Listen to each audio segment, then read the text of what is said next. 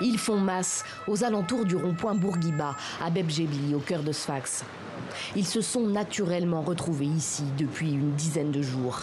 Depuis qu'un Tunisien a été tué dans des heurts avec des migrants subsahariens et que la ville de Sfax ne veut plus d'eux. Une centaine de personnes, des hommes surtout, mais pas seulement, survivent ici dans le plus grand dénuement. Guina Gilfalot a élu domicile sous cet arbre avec son jeune fils. Cela faisait 2 ans qu'elle travaillait à Sfax sans être déclarée comme femme de ménage. Elle louait un appartement lorsqu'en pleine nuit, des hommes ont débarqué pour l'en déloger. Ils sont venus, ils ont ramassé toute notre économie.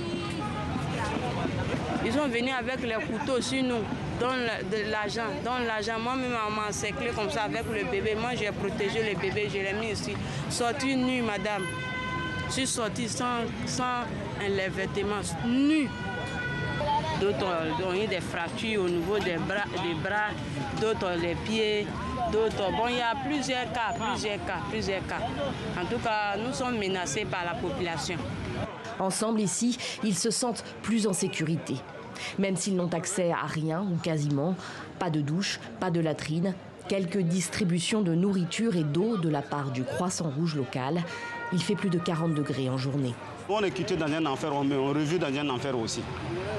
Parce qu'au Burkina, à l'air, ce n'est pas une vie. Tout le monde est fui. Mais ici aussi, c'est pareil.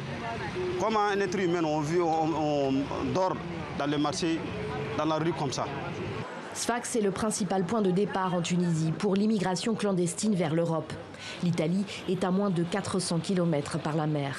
Beaucoup de ces immigrés se sont établis dans la ville avec l'espoir d'en repartir un jour. Nous, on est sorti d'un pays, c'est pour pouvoir avoir un bon travail. Et comme du côté de la Tunisie, il n'y a pas de travail, on est venu pour essayer de tenter de traverser.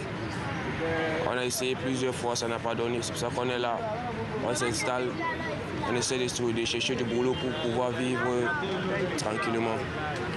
À 2 pas de ce campement, une autre population immigrée, africaine elle aussi, mais arabophone et culturellement plus proche des Tunisiens, des Soudanais qui ont fui la guerre et vivent ici depuis 3 mois.